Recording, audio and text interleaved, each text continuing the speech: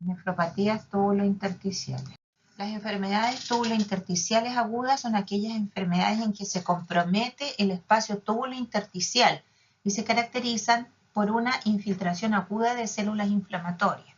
La insuficiencia renal aguda es la manifestación clínica más frecuente. Hay formas de presentación crónica que en general tienen un cuadro clínico poco expresivo.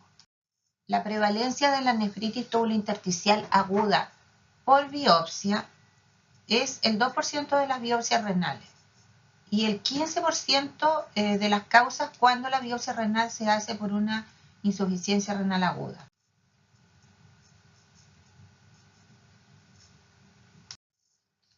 En general, el diagnóstico de la nefropatía túbulo-intersticial aguda es un desafío actualmente, debido a que muchas veces no hay alteraciones sistémicas o hay pocas manifestaciones clínicas o las alteraciones del laboratorio son escasas para poder lograr sospechar o intuir que hay un proceso inflamatorio subyacente en el riñón.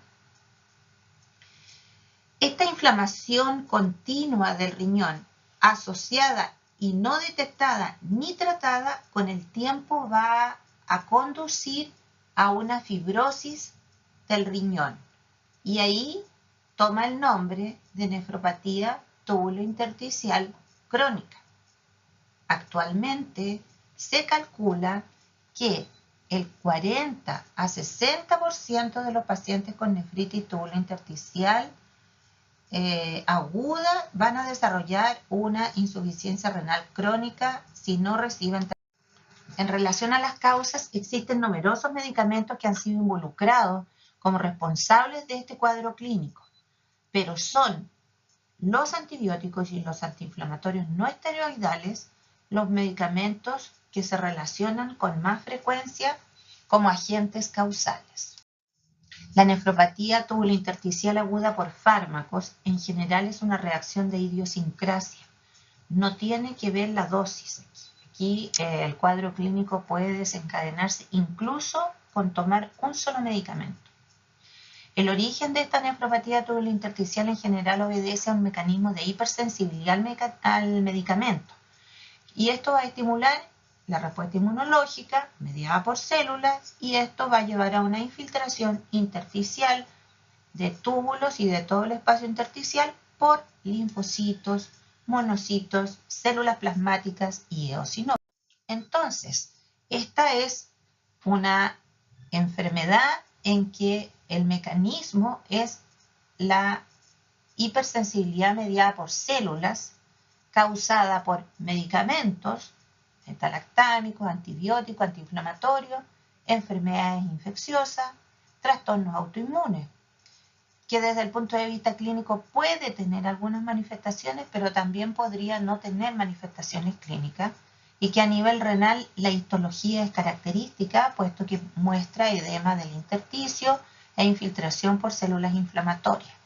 Todo esto lleva a una caída de la velocidad de filtración glomerular, de tal manera que el deterioro de la creatinina es y el más frecuente marcador de esta enfermedad.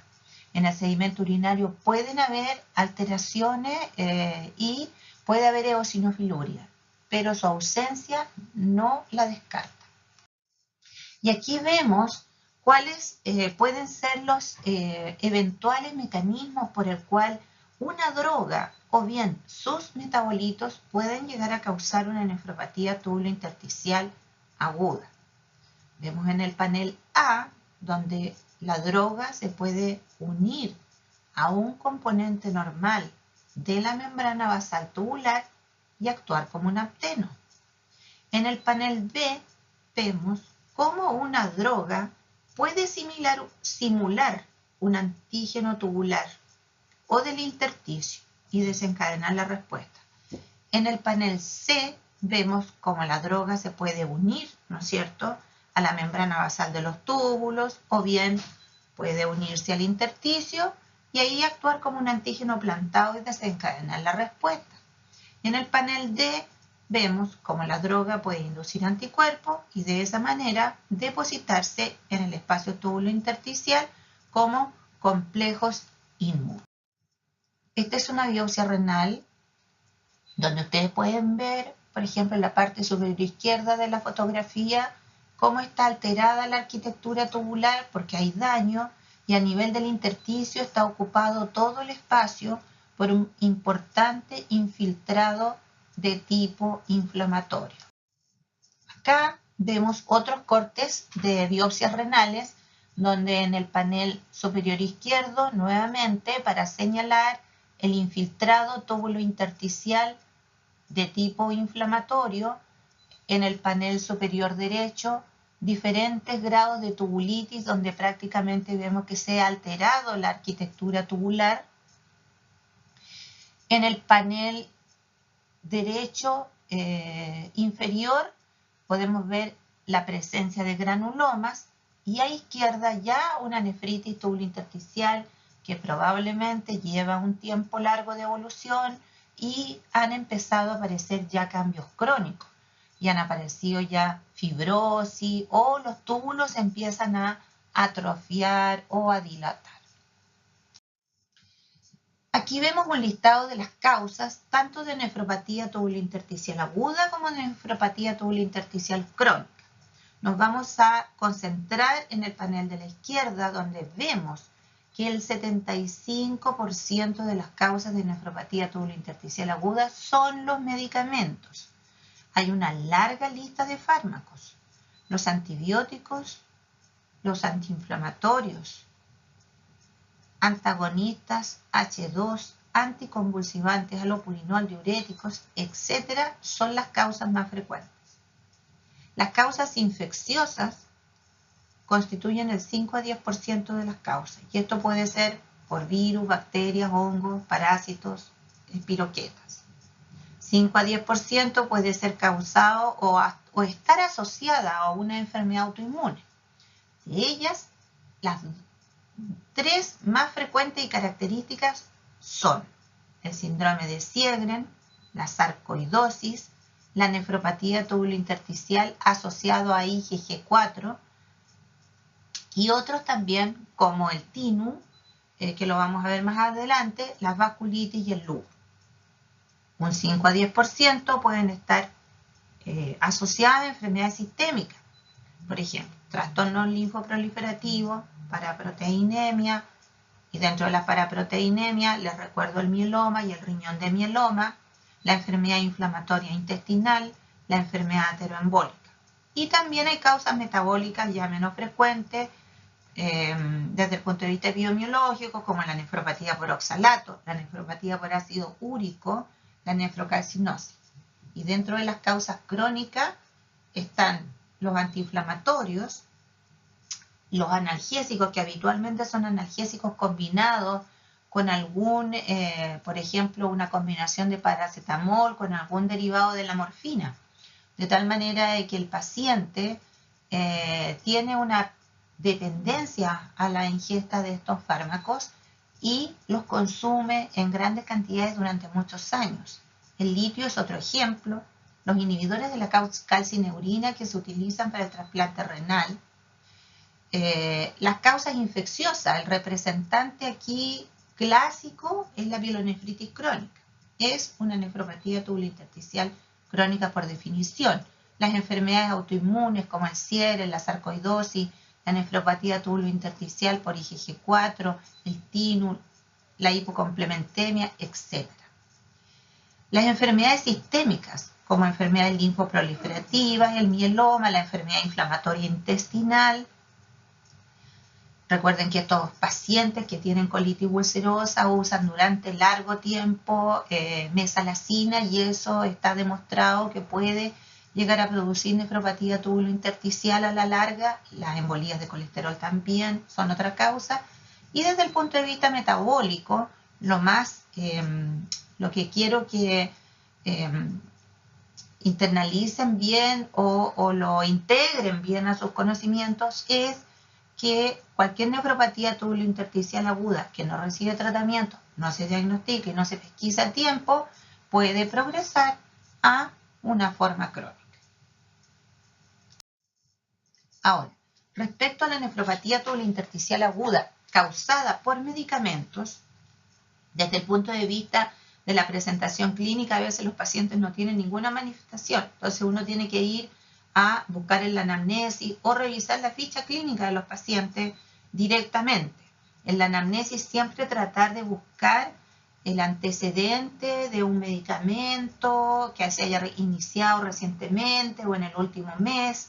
Por ejemplo, un antibiótico, omeprazol, antiinflamatorios. Vean ustedes abajo el ketorolaco, el omeprazol, el celecoxib, el ciprofloxacino, son medicamentos que en general pueden asociarse a nefropatía tubulointersticial aguda. Y en general, desde el punto de vista clínico, la tríada clásica es poco frecuente. En los libros ustedes van a encontrar que hay fiebre, hay rash cutáneo y eosinofilia. Pero no todos los pacientes tienen estas manifestaciones. Lo que siempre van a encontrar cuando ocurren estas patologías es que va a haber siempre un deterioro agudo de la función renal. Bueno, algunos autores han tratado de agrupar las manifestaciones clínicas y de laboratorio de acuerdo al grupo de medicamentos.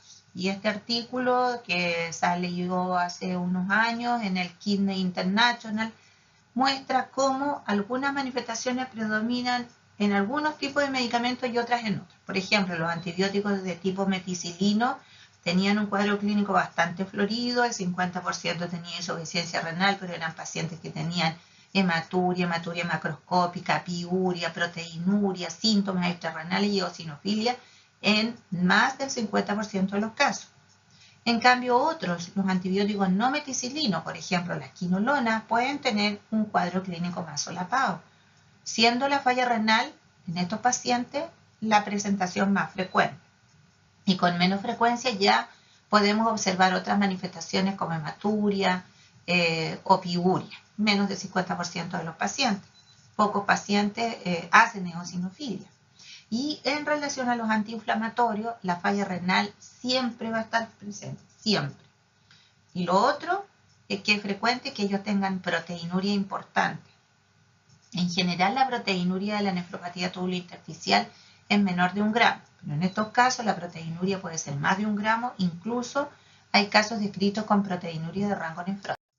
Bueno, en relación a la presentación clínica de la nefropatía tubulointersticial aguda secundaria a medicamentos, esta información viene de algunas publicaciones que se han hecho en revistas de nefrología como el Nephrology Dialysis and Transplantation o el Kidney International, donde señalan que aproximadamente un 45% de los pacientes podría tener artralgia, un tercio de ellos fiebre o eosinofilia, el rash cutáneo es menos frecuente, 22%, la oliguria puede estar presente en el 23% de los pacientes y existen otros síntomas acompañantes como anorexia, compromiso del estado general, dolor en flanco, mialgia.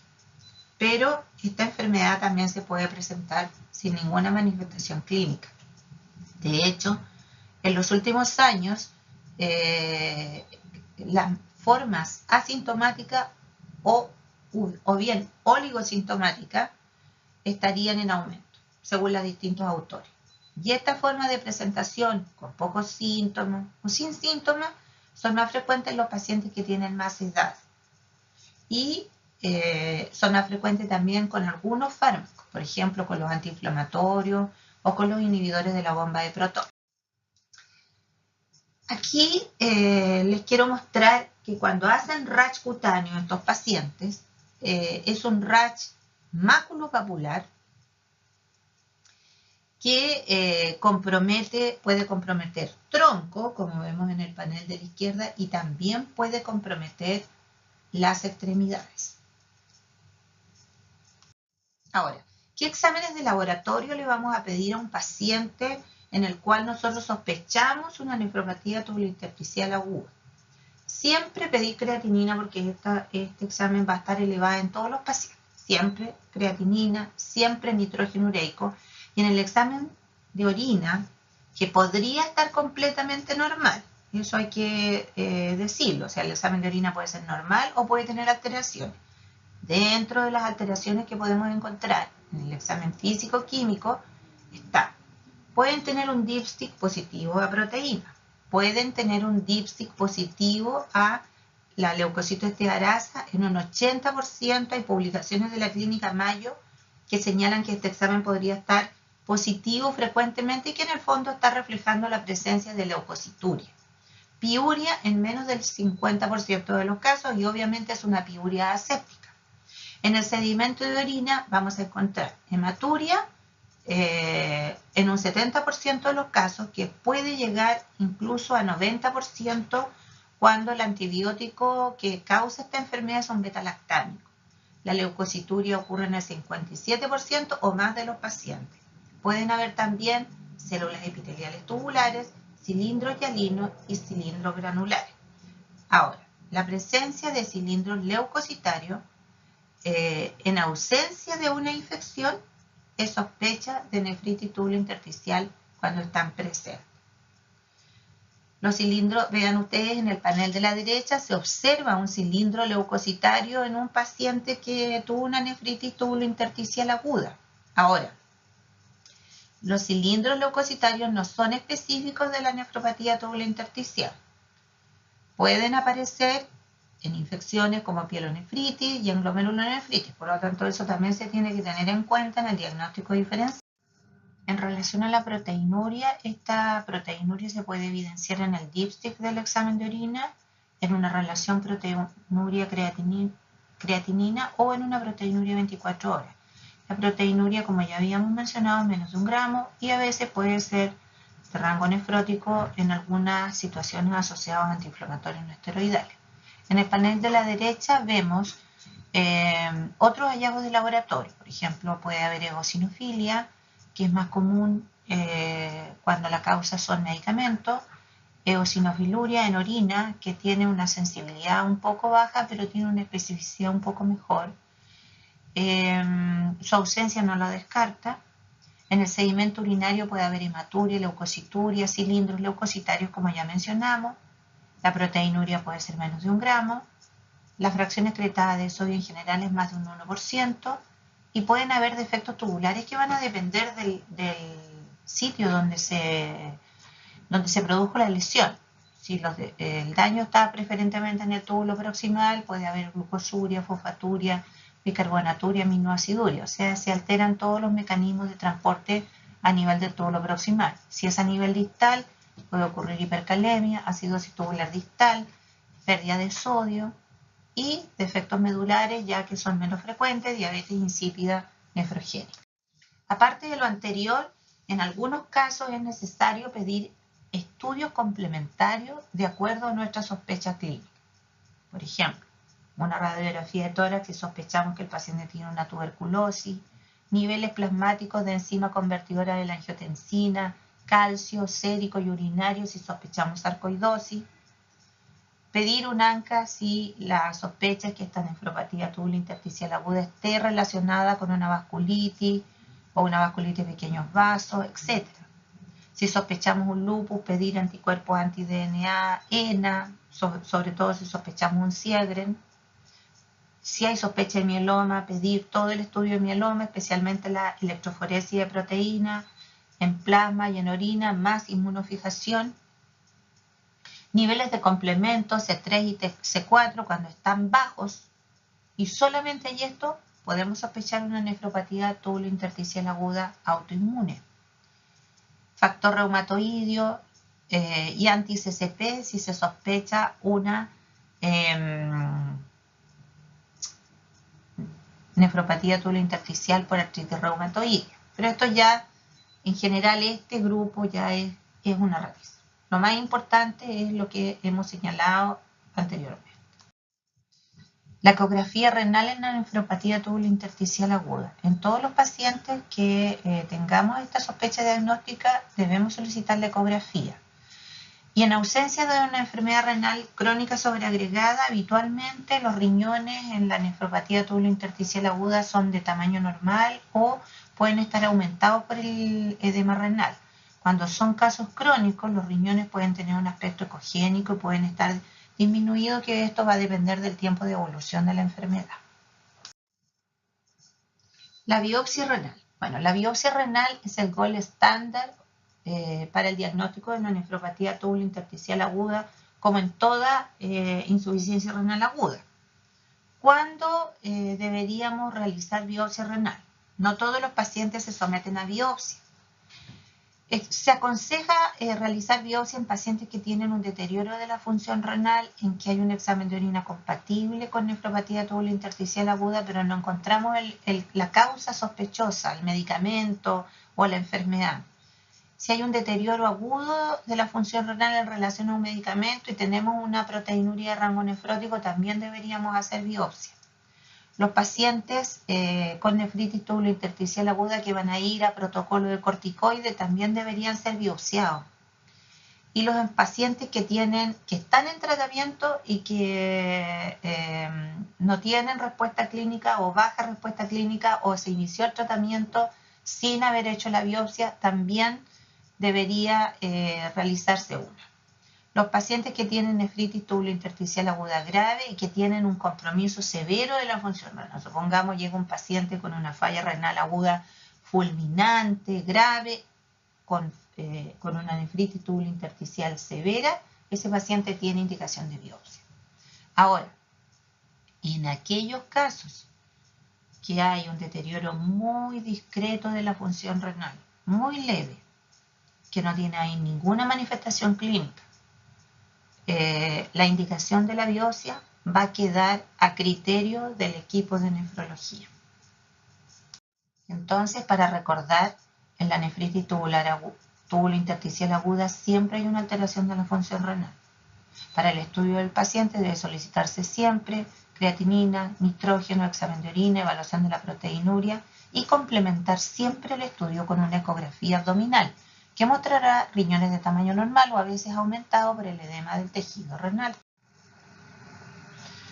La nefritis túbulo-intersticial asociada con uveitis. Esta es una entidad poco frecuente. Fue descrita en el año 1975 y hasta la fecha se han descrito un poco más de 200 casos. Afecta fundamentalmente a las mujeres y son pacientes jóvenes, más o menos a la edad de 15 años, pero también puede ocurrir en adultos. El mecanismo no está muy claro. Se supone que habría un antígeno común entre la uvea y las células del túbulo renal, denominado proteína C reactiva modificada. Y hay algún grado de asociación con algunos antígenos del complejo mayor de histocompatibilidad. Desde el punto de vista de las manifestaciones clínicas de este cuadro, es una nefritis túbulo-intersticial con manifestaciones oculares. Y las manifestaciones oculares que debemos ir a buscar en el examen físico son el ojo rojo, fotofobia o disminución de la agudeza visual. Habitualmente la uveitis es bilateral y anterior, y en algunos casos hay compromiso posterior con presencia de hemorragias intrarretinianas y corioretinitis. ¿Cómo vamos a tratar a los pacientes? Primero tenemos que tratar de controlar la causa. Debemos suspender el medicamento y esta suspensión debe ser para siempre, porque no puede tener una reexposición. La reexposición al medicamento puede gatillar un cuadro clínico mucho más intenso que la primera vez que ocurrió. Y posteriormente decidir, ¿no es cierto?, precozmente el inicio de los corticoides, antes de 2 semanas. Y eso se asocia a mejor pronóstico. Cuando los corticoides se inician tarde, el pronóstico ya no es muy bueno. Y se recomienda que este tratamiento con corticoides no sea menor de 4 a 5 semanas. Ahora, los corticoides, dependiendo de la gravedad del paciente y de acuerdo a algunas recomendaciones de los médicos del Hospital 12 de Octubre en Madrid, que tienen bastantes casos, en los casos graves ellos les dan bolos de metilprednisolona durante 3 días. Les dan bolos pequeños de 250 o 500, los casos muy graves. Y de ahí pasan a prednisona oral 1 miligramo por kilo día por 2 semanas y después van bajando gradualmente la prednisona durante un periodo de 8 a 12 semanas. También, si es un caso leve, uno podría dar solo corticoides de tipo oral, sin bolos. ¿Cuál es el pronóstico de estos pacientes? En el panel de la derecha vemos que la recuperación de la función renal sin secuelas se ve en el 60% de los casos, pero hay un 5% o un 10% de los pacientes que tiene un daño irreversible, a pesar de todo, y que 1 a 10% de todos los casos van a caer a diálisis o van a requerir de una terapia de reemplazo renal permanente. Los factores clínicos que en general se han asociado a mal pronóstico es cuando la lesión renal es prolongada y tiene más de 3 semanas. Por eso que es muy importante iniciar el tratamiento corticoidal antes de que pasen 2 semanas. Si es una nefritis tubulointersticial aguda, severa, que persiste por antiinflamatorios no esteroidales, eso también se asocia a mal pronóstico. Y cuando en la biopsia hay hallazgos sugerentes ya de un proceso más crónico, con fibrosis o atrofia tubular avanzada de más del 50%, o la presencia de granulomas, también eso confiere un mal pronóstico. Para finalizar, debemos enfatizar que la nefritis tubulointersticial aguda siempre hay un deterioro agudo de la función renal y esto es en grado variable. La nefritis tubulointersticial aguda por medicamentos es una reacción de idiosincrasia, no es dosis dependiente y que puede haber recurrencia cuando el paciente se reexpone al medicamento, que pueden haber participación de antígenos, nefritógenos, endógenos o exógenos, y que es una reacción de hipersensibilidad mediada por células, y que el tratamiento de corticoides debe iniciarse en forma precoz y no durar menos de 4 semanas. Muchas gracias.